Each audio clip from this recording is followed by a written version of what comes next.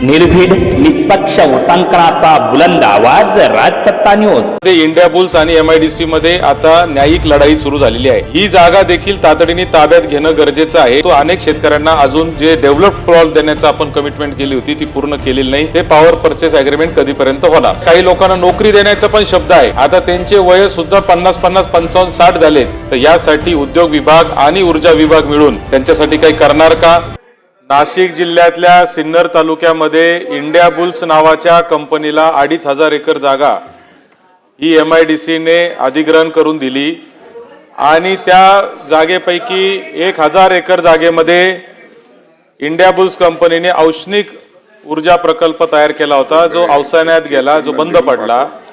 तो प्रकल्प महाजेनकोने विकत घ्यावा यासाठी आम्ही सातत्याने पाठपुरावा करत होतो आणि आजच्या या उत्तरामध्ये तो महाजेनको आणि NTPCच्या जॉईंट व्हेंचरनी घेतल्याचं आहे हे उत्तर मंत्री महोदयाने दिले। सर्वप्रथम मी सरकारचं अभिनंदन करतो की बंद पडलेला प्रकल्प हा आता सरकारने अखेर ताब्यात घेतलेला आहे आणि निश्चितच याच्यातून हजारो तरुणांना तिथे रोजगार उपलब्ध होईल, प्रत्यक्ष अप्रत्यक्ष। त्याबद्दल मी सरकारचं विशेष अभिनंदन आज या निमित्ताने करतो।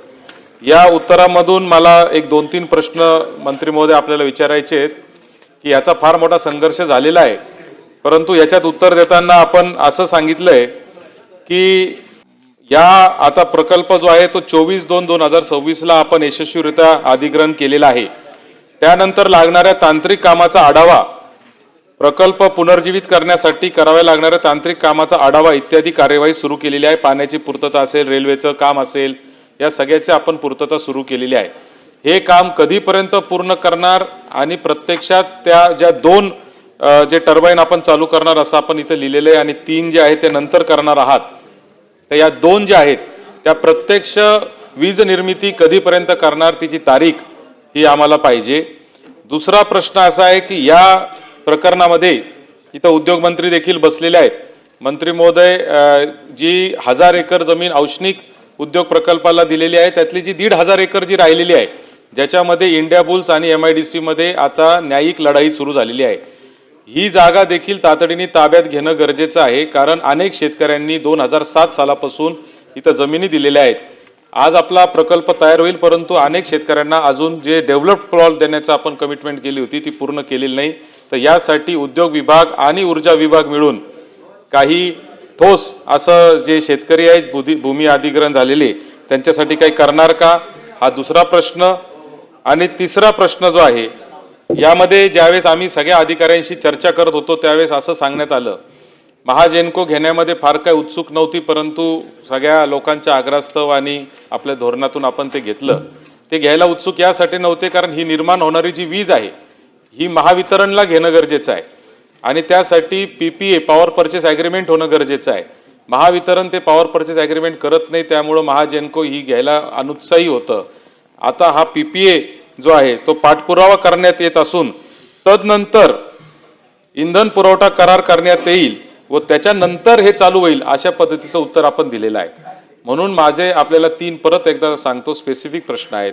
एक म्हणजे हे प्रकल्प 2 जे टर्बाईन सुरू करून वीज निर्मिती होणार ते कधीपर्यंत होणार। दुसरं, ज्या शेतकऱ्यांच्या जमिनी गेलेल्या आहेत आणि ज्यांना विकसित जागा देण्याचं MIDC ने हे शब्द दिलेला आहे, करार केलेला आहे, त्या कधीपर्यंत त्यांना देणार। त्याच्यातल्या काही लोकांना नोकरी देण्याचा पण शब्द आहे। आता त्यांचे वय सुद्धा 50 55 60 झालेत, त्यांच्या तर नाही पण त्यांच्या दुसऱ्या कोणत्या मुलांना नोकरी देणार का, हा दुसरा प्रश्न। आणि तिसरं, महावितरण कंपनीने जे पॉवर परचेस ॲग्रीमेंटचा पाठपुरावा चालू आहे असं आपण उत्तरात म्हणलंय, ते पॉवर परचेस ॲग्रीमेंट कधीपर्यंत होणार? कारण ऊर्जा मंत्री म्हणून सगळ्या कंपन्यांचे उत्तर देणं तुम्हाला शक्य आहे।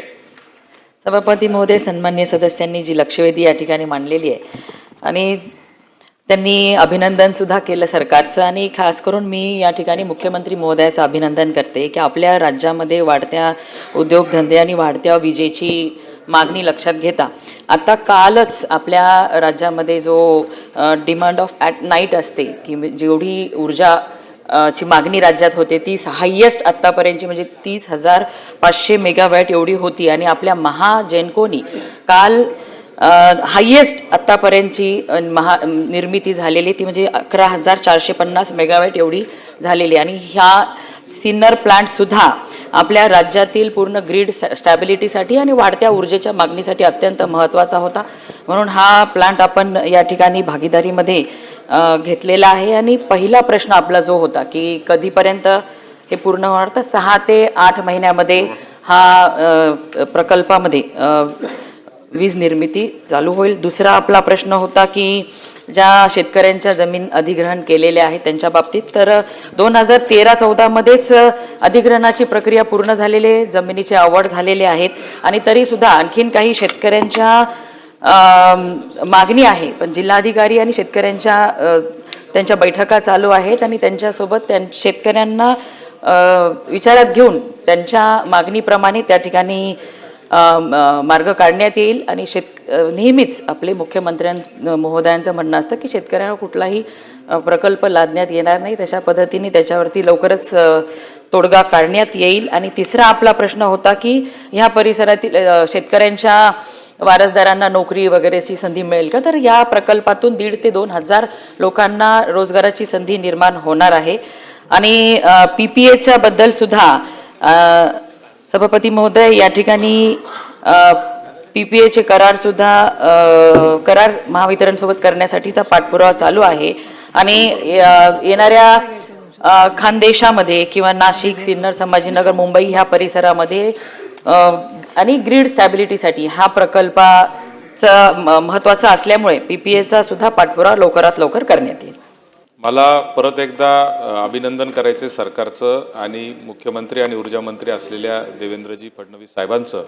कारण हा प्रत्येक अधिवेशनात आम्ही हा मुद्दा मांडत होतो आणि अखेर याला आता कुठेतरी न्याय मिळाला आहे. याबद्दल मला सगळ्या सिन्नरकर, संगमनेरकर आणि नाशिककर जनतेच्या वतीने आभार मानायचे. बंद पडलेला प्रकल्प आपण ताब्यात घेऊन चालू करतोय, ही सगळ्यात मोठी विशेष बाब आहे. इंडिया बुलचा बंद पडलेला, पण आता हा प्रकल्प चालू 6-8 महिन्यात होणार आहे असं मंत्री महोदयांनी उत्तर दिले, त्याबद्दलही तुमचे आभार या निमित्ताने मानतो.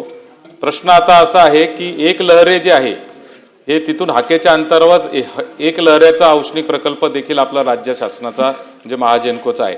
त्याच्या बाबतीत शासनाचं काय धोरण आहे याबाबतही आपण स्पष्टीकरण करावं की तो चालू राहणार, वाढवणार, कमी करणार, कशा पद्धतीने या प्रकल्पाचा त्या प्रकल्पावर परिणाम होणार आहे हे देखील आपण स्पष्ट करावं.